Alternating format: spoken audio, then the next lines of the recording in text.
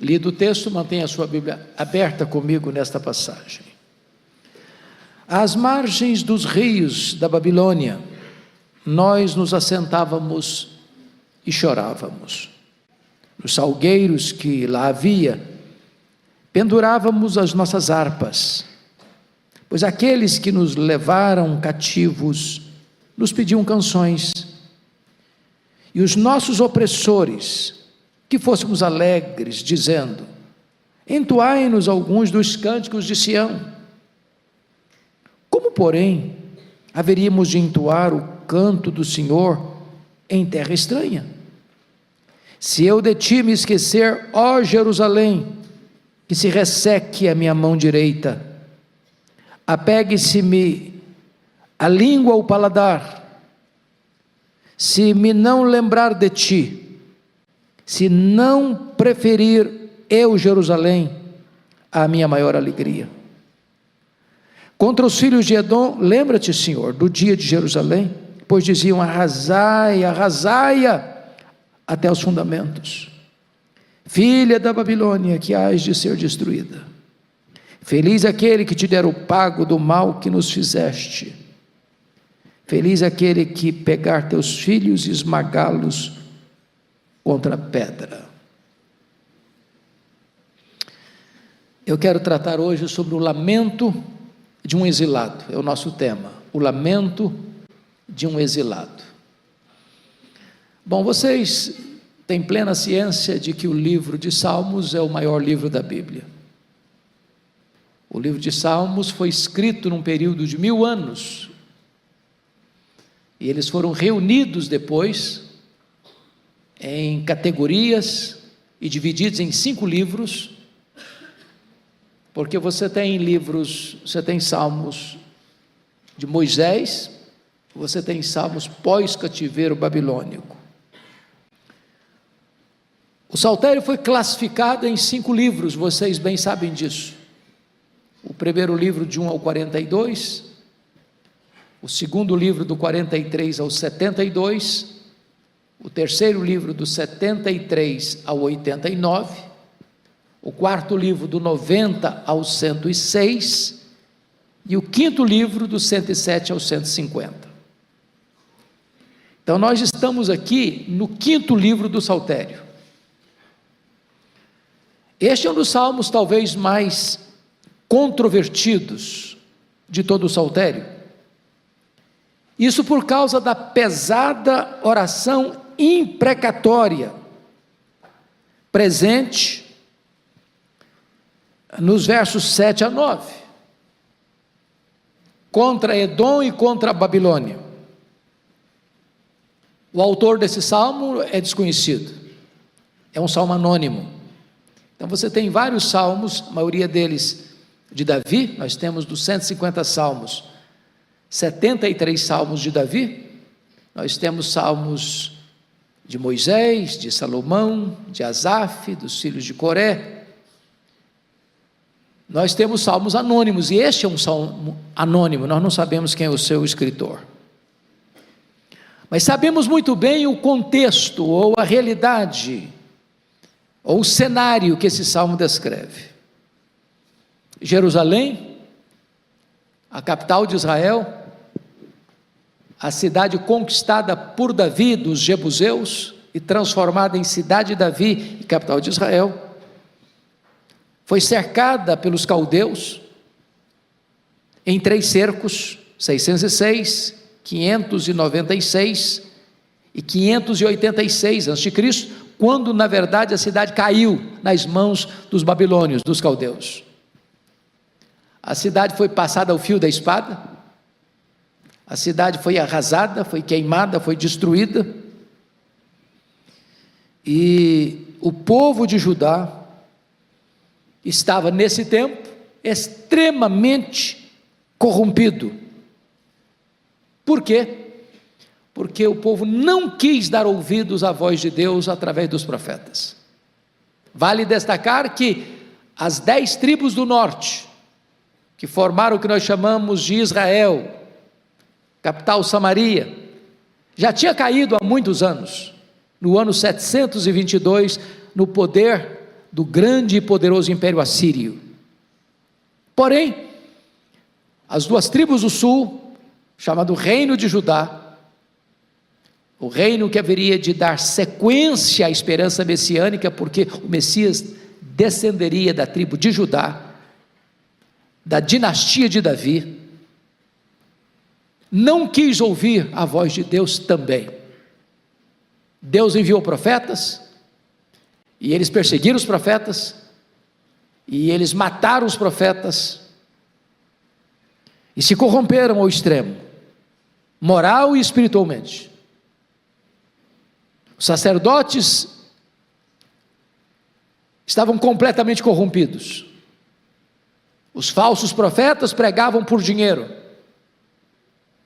Os juízes nas cortes vendiam sentenças. A justiça era negada ao povo. Os reis se corromperam. O povo se corrompeu. A religião se corrompeu. A apostasia era uma triste realidade. E então Deus tomou decisão de entregar o seu povo nas mãos da Babilônia. Se você ler com essas lentes o Antigo Testamento, você vai perceber que as conquistas militares, as invasões, a depredação, a ruína de Israel nunca foi em virtude da fraqueza de Israel ou da fortaleza do inimigo que atacou Israel. A causa era sempre a desobediência e o pecado. É Deus quem entrega o seu povo nas mãos do inimigo? É Deus quem tira o seu povo das mãos do inimigo? É Deus quem julga depois o inimigo? Não é uma questão apenas sociopolítica do mapa, não. É uma questão da soberania de Deus. E Deus então entrega seu povo nas mãos da Babilônia. A essas alturas o povo tinha uma crendice, uma coisa mística em relação ao templo. Eles imaginavam, enquanto o templo estiver conosco, ninguém pode nos atacar, nos vencer. E lá em Jeremias 7 diz que eles diziam: templo do Senhor, templo do Senhor, templo do Senhor é este, apenas para permanecerem em seus pecados. Então, nos 3 cercos de Jerusalém, no primeiro cerco em 606, os vasos do templo foram levados, e uma pequena elite também foi levada, dentre eles Daniel e seus amigos. Depois de um segundo cerco em 596, e levaram outra leva de judeus, mas em 586, Nabucodonosor cercou Jerusalém, por um tempo suficiente para faltar comida dentro dos muros, e a situação foi tão desesperadora, diz a Bíblia, que mães comiam os corpos de seus filhos, porque a fome era desesperadora. Chegou a ponto de Lamentações, Jeremias registrar isso, no capítulo 4, versículo 9, que mais felizes foram os que morreram pela espada dos caldeus, do que os que morreram de fome dentro dos muros de Jerusalém. Quando a situação já não tinha mais a mínima chance de resistência, então Nabucodonosor entrou na cidade, destruiu a cidade, destruiu o belíssimo, suntuosíssimo templo de Salomão, pisou nas ruas como lama as crianças, forçando as mulheres, violentando as mulheres, massacrando os velhos, e levando o povo por uma escravidão amarga, 1000 quilômetros, andando a pé pelos desertos da vida, para aquela escravidão, para aquele cerco, para aquele cativeiro de 70 anos na Babilônia. Se não bastasse isso, diante da calamidade que se abateu sobre Jerusalém, os edomitas eram primos, diríamos nós hoje, dos israelitas, porque os israelitas são descendentes de Jacó, e os edomitas são descendentes de Esaú. Jacó e Esaú eram irmãos gêmeos, e os edomitas habitavam naquela época, na região próxima do Mar Vermelho. A capital dos edomitas era a cidade de Petra, até hoje um cenário turístico muito visitado, incrustado nas montanhas. E quando os judeus estão sendo atacados, arrasados pelos babilônios, pelos caldeus, Edom está do lado de cá, gritando: arrasaia, arrasaia, arrasaia até os fundamentos, acaba com Jerusalém. Os judeus que tentavam escapar da espada, do cerco, da morte, os edomitas ficavam nas encruzilhadas, para entregá-los aos babilônios, ou para matá-los à espada. Então, este é o cenário, este é o pano de fundo desse salmo. E aqui nós vamos partir para as lições desse salmo. Então, a primeira lição é a saudosa lembrança,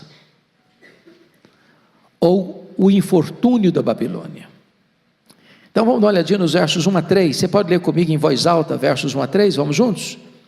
Às margens dos rios da Babilônia, nós nos assentávamos e chorávamos, lembrando-nos de Sião, nos salgueiros que lá havia, pendurávamos as nossas harpas, pois aqueles que nos levavam cativos, nos pediam canções, e os nossos opressores que fôssemos alegres, dizendo: entoai-nos alguns dos cânticos de Sião.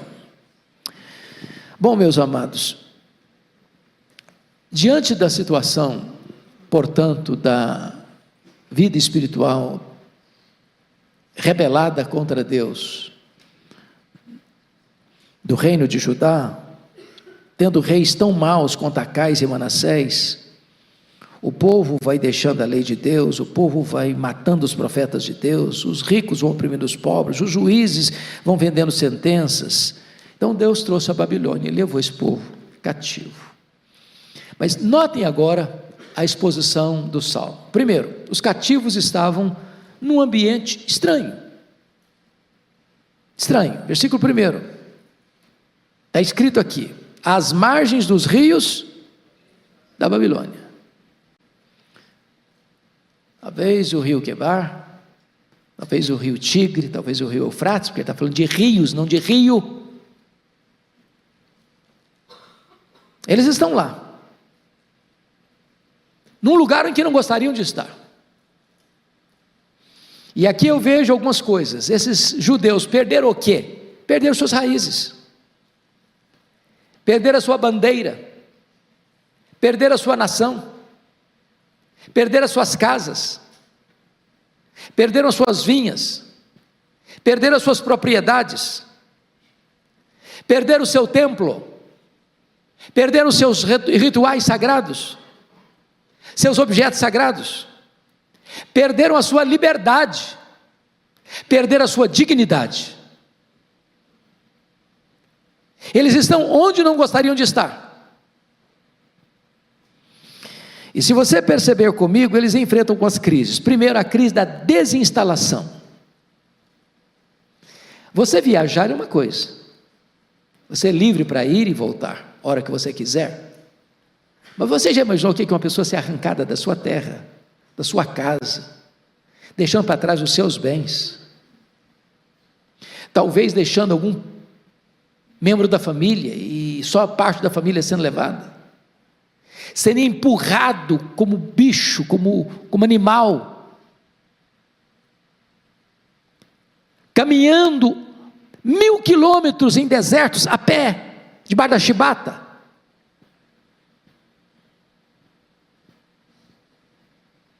Eles estão numa crise, em segundo lugar, de apatia coletiva. Nós nos assentávamos. Ou seja, eles estão apáticos, eles não têm plano, eles não têm projeto, eles não têm sonho, eles não têm perspectiva. Eles não estão numa posição de combate, eles não estão numa posição sequer de reação, eles estão assentados. Uma apatia coletiva. Mas em terceiro lugar, estou enfrentando a crise da melancolia. E chorávamos, e chorávamos, e chorávamos. Lágrimas copiosas. O choro é a voz do desespero, da impotência.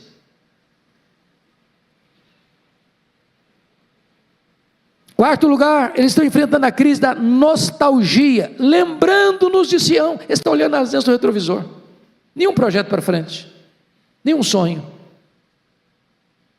Apenas reminiscências. E reminiscências amargas.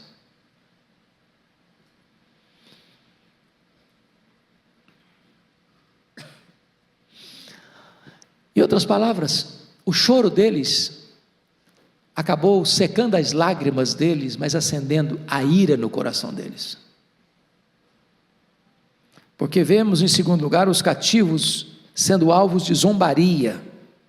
Veja comigo, por favor, o versículo 2 e 3. Nos salgueiros que lá havia, salgueiro é uma árvore frondosa, com galhos finos, mas resistentes, que se estendem por cima do rio. Então eles chegaram na beira desses rios da Babilônia, e dependuravam suas harpas, seus instrumentos musicais, lá nos galhos, para dizer o seguinte: nós aposentamos o nosso ministério musical, acabou a celebração, eles não têm templo mais, eles não têm sacerdote mais, eles não têm profetas mais, eles não têm palavra de Deus mais, eles não têm os rituais da religião deles mais. Então acabou para eles. Agora vejam vocês, que os caldeus que batiam, que oprimiam, que zombavam, que escarneciam, inclusive do Deus deles, porque preste atenção nisso, irmãos, nas guerras do passado, não era apenas um enfrentamento militar. Nas guerras do passado, a ideia que se tinha, o pano de fundo que se tinha, é que quando um povo vencia outro povo, é que o povo do vencedor, o Deus do vencedor, prevaleceu sobre o Deus do perdedor. Então os caldeus estavam zombando não apenas deles como pessoa, dignidade humana, mas zombando do Deus deles. E qual era a zombaria que estava aparecendo aqui? Está escrito aí. Versículo 3: pois aqueles que nos levaram cativos nos pediam canções, e os nossos opressores, preste atenção na palavra opressores, e os nossos opressores, que fôssemos alegres.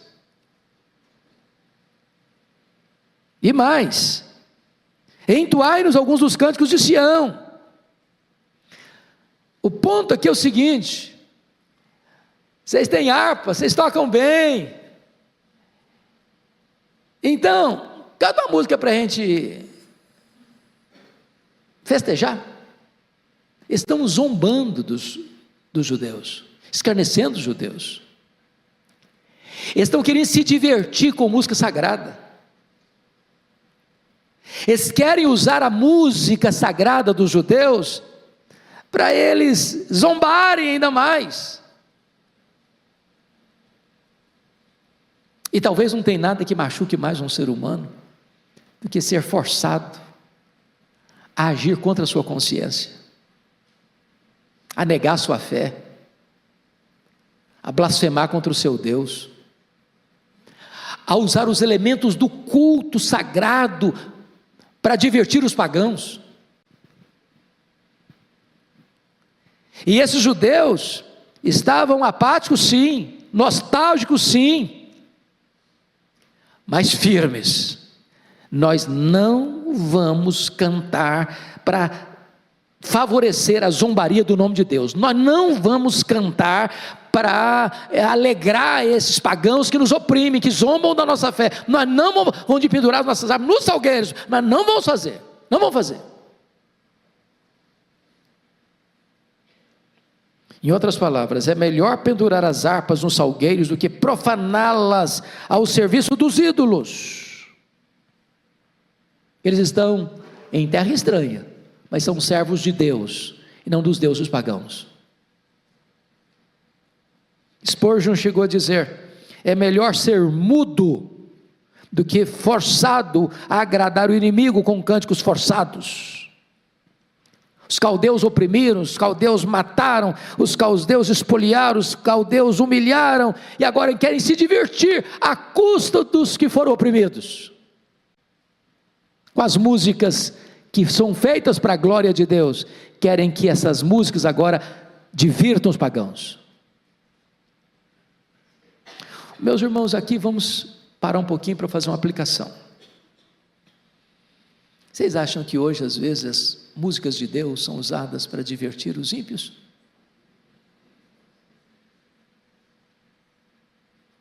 Eu não sei quanto a vocês, mas eu tenho muita dificuldade em entender música sagrada sendo usada como show. O que é um show? Você faz show para Deus? Ou você cultua a Deus? Quando eu faço um show, eu faço para me apresentar. Onde estão as luzes dos holofotes? Em cima de mim. Eu sou o astro. É um show. E nós deveríamos parar um pouquinho e refletir sobre isso.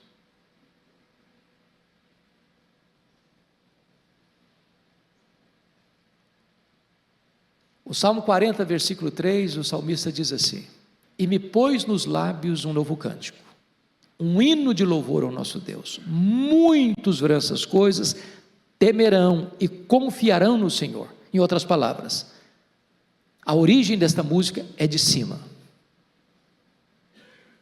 E me pôs nos lábios, é Deus quem põe nos lábios. Então, quando um compositor evangélico escreve uma música, ele escreve porque recebeu esta música. O que são os salmos, senão o cancioneiro de Israel?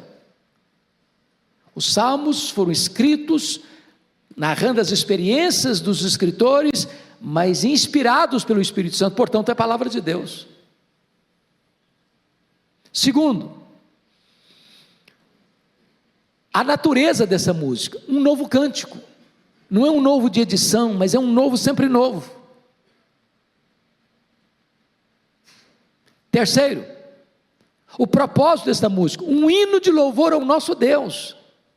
Então entendamos isso, não tem música sacra para divertir ninguém, não tem música sacra para agradar o gosto da freguesia, não tem música sacra para as pessoas se divertirem. O propósito da música qual é? Um hino de louvor ao nosso Deus. Essa música vem de Deus e ela retorna para Deus. Qual o resultado dessa música? Salmo 40, versículo 3: muitos verão essas coisas, temerão e confiarão no Senhor. Temerão e confiarão no Senhor. Esta música que vem de Deus e volta para Deus, ela impacta as pessoas, transforma a vida das pessoas. Porque o que é música? É teologia cantada. Teologia cantada. Então, a ridicularização das coisas sagradas deveriam merecer o nosso repúdio.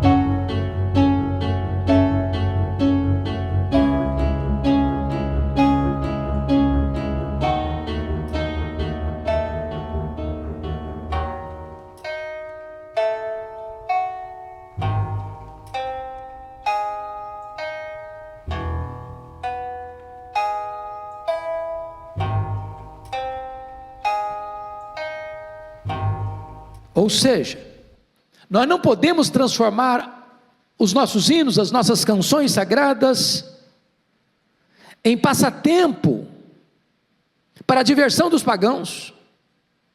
Isso seria lançar pérola aos porcos. Essa é uma questão soleníssima que precisa ser dita para a nossa geração. Mas o segundo ponto que eu quero tratar aqui nesse salmo é a apaixonada dedicação do salmista no seu compromisso com Jerusalém. Vamos ler agora os versos 4 a 6, por gentileza. 4 a 6. Como, porém, haveríamos de entoar o canto do Senhor em terra estranha? Se eu de ti me esquecer, ó Jerusalém, que se resseque a minha mão direita, apegue-se-me a língua ao paladar, se me não lembrar de ti, se não preferir eu Jerusalém a minha maior alegria. Então tem duas atitudes aqui que eu destaco. Primeiro, os exilados demonstram tenacidade, descrita aí no versículo de número 4, como porém haveríamos de entoar o canto do Senhor em terra estranha? Ou seja, na hora da pressão você negocia princípios e valores? Você transige com absolutos?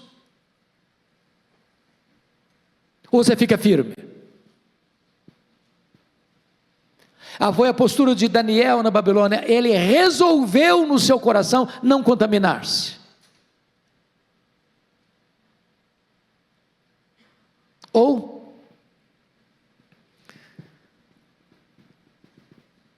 aqueles 3 amigos dele, que disseram para o rei: olha, se Deus quiser nos livrar, tem poder para nos livrar. Se Deus não quiser nos livrar, também nós estamos prontos a morrer por ele.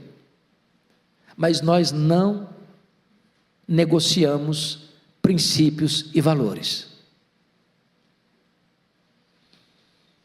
A sociedade está hoje se corrompendo a olhos vistos, de forma galopante. Então, a loucura, uma inversão de valores, a ética de pernas para o ar. Talvez, muito em breve, vai chegar o tempo em que você vai ter que ser chamado a uma posição e pagar um preço. E esse salmo nos instrui que princípios e valores não se negocia. Não importa o que pode até nos acontecer, vamos permanecer firmes. Tenacidade. Segundo, os exilados demonstram lealdade a Jerusalém. Jerusalém aqui, irmãos, não é mais do que uma cidade. Vou demonstrar minha lealdade a Vitória, Rio de Janeiro, Belo Horizonte, Recife, Fortaleza, Manaus. Não, não é isso. Jerusalém é mais do que uma cidade. Jerusalém é um símbolo, Jerusalém é um emblema. Vocês se lembram que quando Davi conquistou Jerusalém, tomou Jerusalém dos jebuseus e transformou Jerusalém em capital de Israel? O primeiro ato de governo dele foi trazer o quê? A Arca da Aliança para Jerusalém. O que era a Arca da Aliança, senão um símbolo da presença de Deus? E depois ele entendeu que ele tinha um palácio e a Arca não tinha um palácio. E ele resolveu construir um templo suntuoso, digno da glória de Deus. E o profeta vai dizer para ele: não, você não vai construir um templo para Deus, é Deus que vai construir uma casa para você. E casa não é uma casa de tijolo. Deus está dizendo: você está querendo fazer um templo para mim, e eu quero fazer a sua casa, ou seja, eu vou fazer uma aliança eterna com você. Não vai faltar um descendente seu no trono. Se vocês pecarem contra mim, se os seus filhos, se a sua descendência pecar contra mim, eu vou disciplinar seus filhos, mas não vou romper minha aliança. É aliança eterna, até que chegue o descendente, cujo trono é eterno, e cujo reino jamais será abalado. Por quê? Porque o Messias, Jesus de Nazaré, é chamado filho de Davi. É o único rei que não vai ser apiado do poder. É o único reino que jamais será abalado. Então Deus diz para Davi que ele não vai construir, porque ele tem mãos cheias de sangue. Davi foi um guerreiro o tempo todo. O tempo todo. É por isso que uma coisa me impressiona em Davi. A Bíblia diz que o Moisés morreu com 120 anos, cheio de vigor, brilho nos olhos. O Davi morreu, sabe com que idade? 70 anos. E diz o texto bíblico que ele estava muito velho, com 70 anos. Muito velho. E doente. O corpo dele não se aquecia. Então, quando o templo é construído em Jerusalém, está querendo dizer o seguinte: Deus governa o seu povo a partir daqui. Jerusalém é um emblema da fidelidade a Deus, do compromisso com Deus, da presença de Deus. E esses judeus cativos estão dizendo o seguinte: eu prefiro que a minha mão direita seque a tocar um instrumento para agradar os pagãos. Eu prefiro que a minha língua seque na boca ao entoar um cântico para divertir os pagãos. Para que a música que nós vamos tocar e cantar blasfeme contra Deus, zombe de Deus e exalte os ídolos pagãos. Em outras palavras, aqueles cativos disseram no verso 5: se eu me esquecer de ti, ó Jerusalém, que se resseque a minha mão direita, que se apegue a minha língua ao paladar, se me não lembrar de ti, se não preferir eu Jerusalém a minha maior alegria. Volto a dizer, não é Jerusalém cidade, que bom que nós moramos em que cidade boa, que cidade confortável, que cidade que tem prédios bonitos. Não, Jerusalém, símbolo do lugar onde Deus está presente. Deus tem que ser a nossa maior alegria. Mas aí, vemos a terceira e última lição do texto, que é a veemente indignação e a maldição que impõe, numa oração imprecatória, a Edom e a Babilônia. Vejamos, em primeiro lugar, maldição sobre Edom. Veja comigo o versículo 7, leia comigo o versículo 7, vamos juntos. Contra os filhos de Edom, lembra-te, Senhor, do dia de Jerusalém, pois diziam: arrasai, arrasai-a até os fundamentos. Bom, a primeira coisa aqui que é cruel é que Edom é parente de Israel. Quando um estranho faz mal a você, isso é muito mal. Mas quando um parente faz mal a você, isso é um mal agravado, acentuado.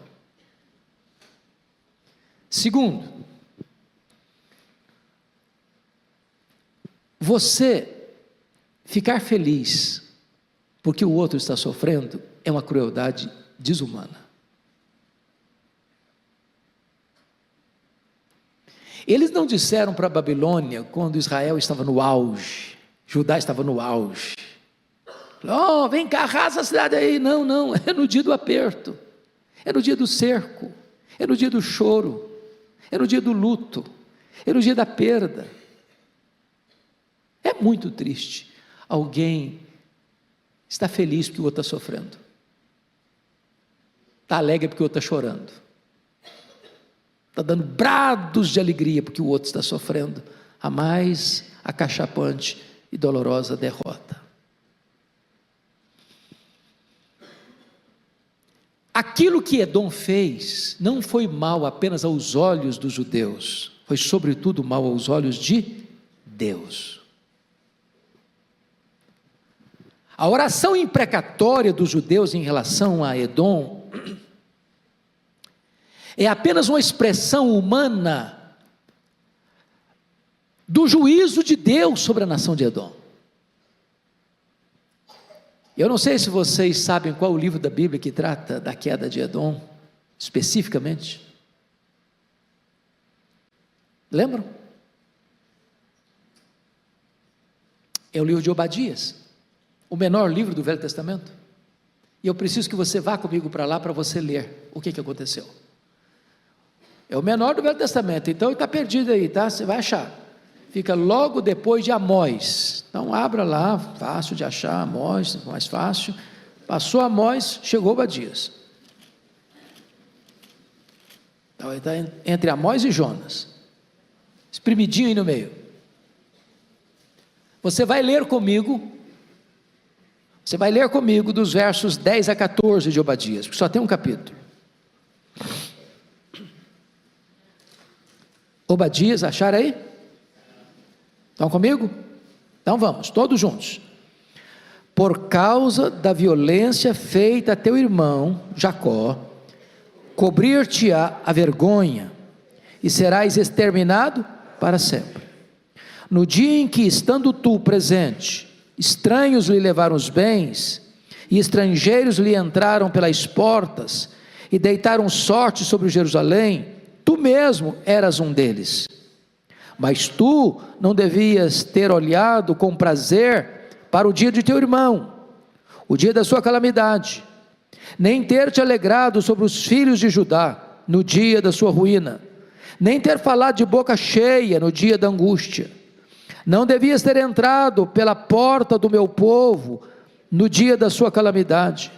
Tu não devias ter olhado com prazer para o seu mal no dia da sua calamidade, nem ter lançado mão dos seus bens no dia da sua calamidade. Não devias ter parado nas encruzilhadas para exterminares os que escapassem, nem ter entregado os que lhe restassem no dia da angústia.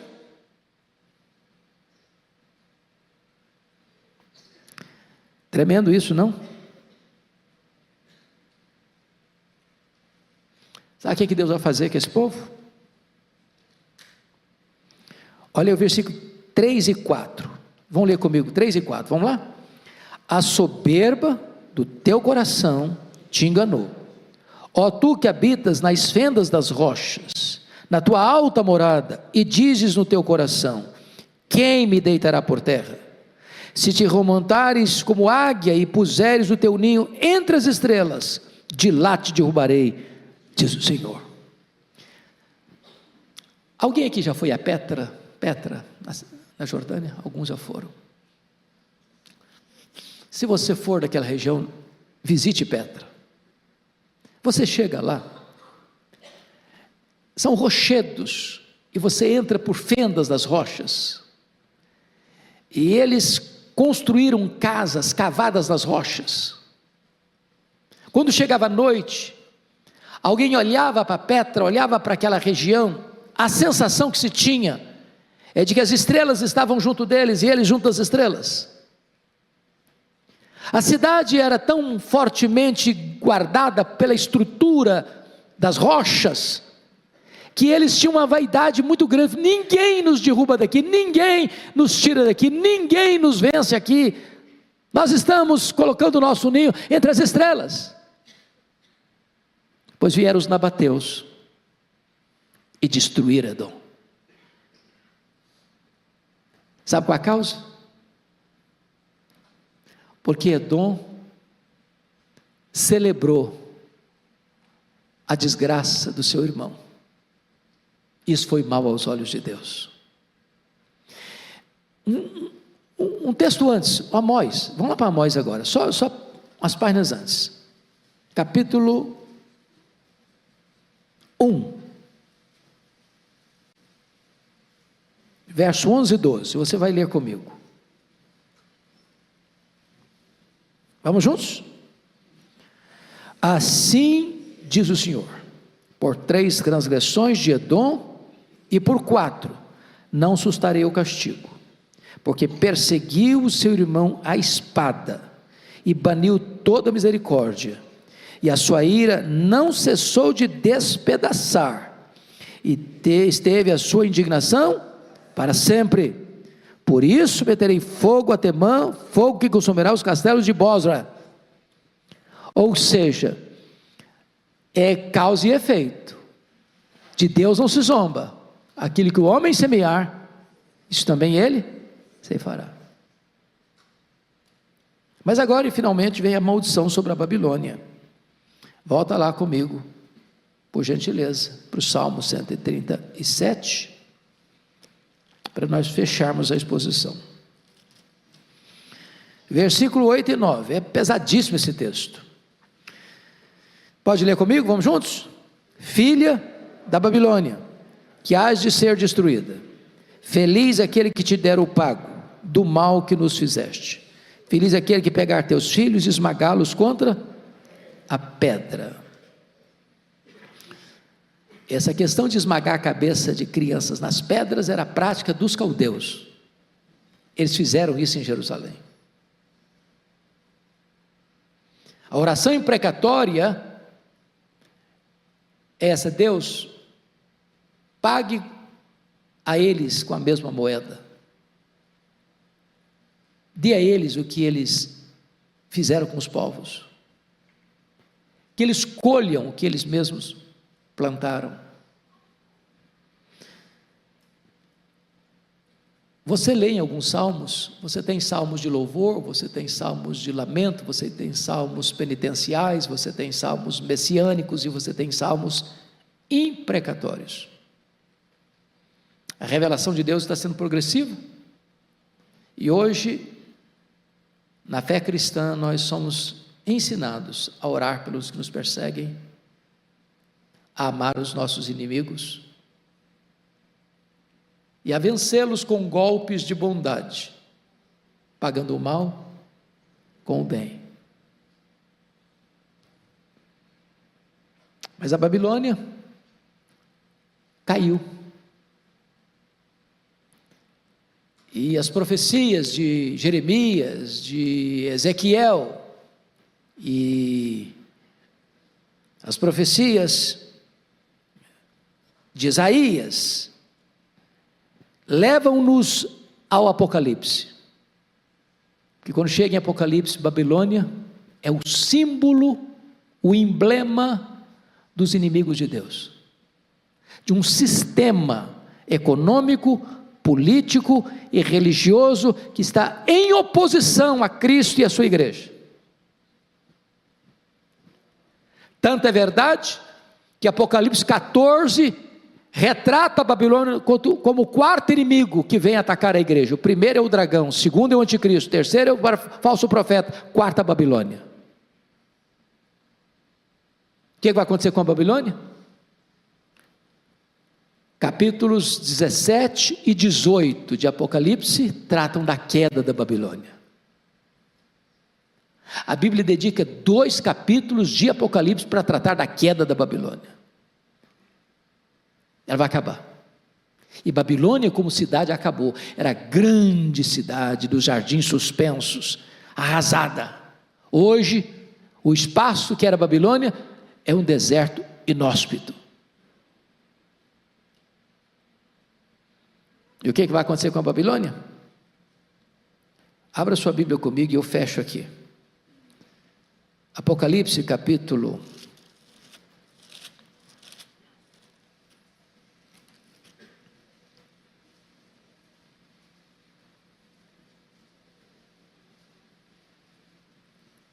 19.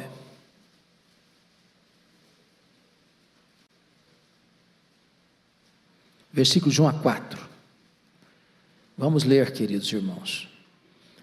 E eu quero só, antes de ler o texto, já deixar uma coisa clara.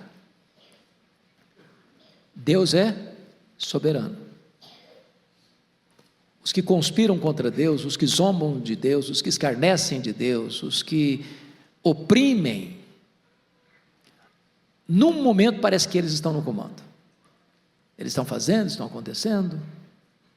São os poderosos, têm a caneta na mão, têm a decisão na mão, têm a capacidade de fazer as leis na mão, têm a capacidade de mudar as coisas na sua mão. Mas isso é só por um tempo. O dia deles vai chegar. E Deus é justo. E a justiça de Deus é infalível. Veja o que vai acontecer com a Babilônia. 19, 1 a 4. Vamos juntos? Depois dessas coisas, ouvi no céu uma como grande voz de numerosa multidão dizendo: Aleluia! A salvação e a glória e o poder são do nosso Deus, porquanto verdadeiros e justos são os seus juízos. Pois julgou a grande meretriz que corrompia a terra com a sua prostituição, e das mãos dela vingou o sangue dos seus servos. Segunda vez disseram: Aleluia! E a sua fumaça sobe pelos séculos dos séculos. Os 24 anciãos e os 4 seres viventes prostraram-se e adoraram a Deus, que se acha sentado no trono, dizendo: Amém, Aleluia. Essa meretriz é a grande Babilônia, e ela caiu, para nunca mais levantar. O Salmo 137 aponta para isso, nesta oração imprecatória. O que o homem semear, isso ele ceifará. Isso é para você e eu temermos, e nos humilharmos debaixo da poderosa mão de Deus. Vamos ficar em pé e vamos orar.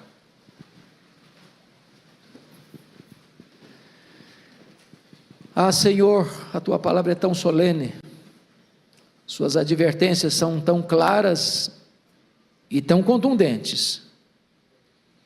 O que nós te pedimos nesta manhã, Deus, é que tu geres temor no nosso coração. Não estamos lidando com um ídolo, com um Deus feito por mãos humanas. Não estamos lidando com as divindades pagãs, com seus caprichos. Estamos diante da tua majestade, porque só tu és Deus, o Criador, o provedor, o preservador da vida, o Deus da nossa salvação. Meu Deus, que as nações temam o teu nome, que elas não confiem em seu poder, em sua estrutura econômica ou militar, que os parlamentos temam o teu nome, que os palácios temam o teu nome, que as cortes temam o teu nome, porque jamais aqueles que atentaram contra ti lograram êxito, a não ser que se arrependam enquanto é tempo. Oh meu Deus, mas não é apenas uma estrutura política, econômica, social, nacional de um povo. Esta palavra é para cada um de nós, individualmente.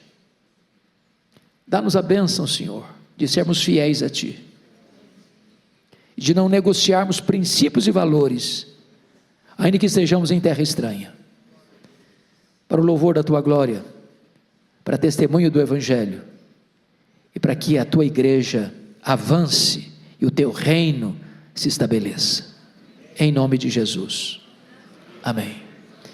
Deus abençoe, meus irmãos.